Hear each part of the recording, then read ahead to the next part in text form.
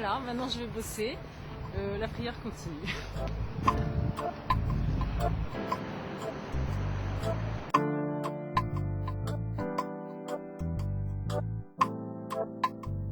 Vers l'âge de 20 ans, je me suis vraiment posé cette question de me dire, bon, qu'est-ce que je fais de ma vie, où est-ce que je vais? Soit je vis, je profite à fond de tout ce qu'il y a sur Terre, de tout, voilà, sans règles, sans rien. Soit je cherche à comprendre si ma vie a un sens, qui m'a créé, où est-ce que je vais,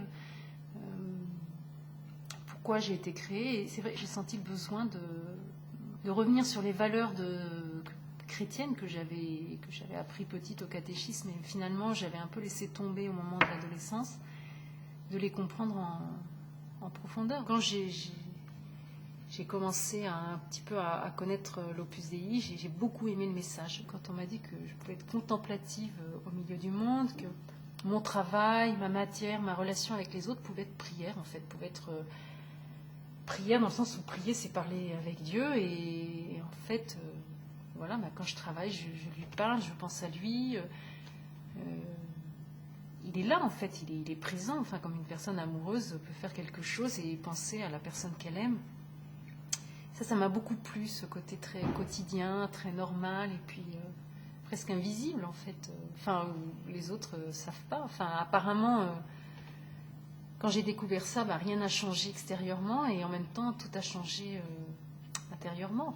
C'est vrai que j'ai choisi de vivre le célibat apostolique, donc finalement de rester célibataire, pour pouvoir être totalement disponible au service de Dieu, mais dans l'Opus Dei.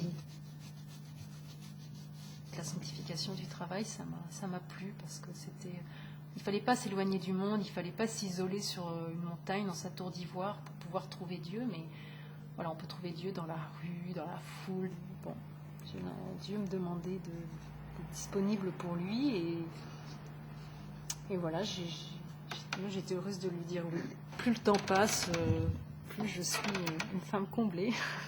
Je regrette rien déjà. Et c'est encore mieux que ce que je pouvais imaginer. Dans les gens qui nous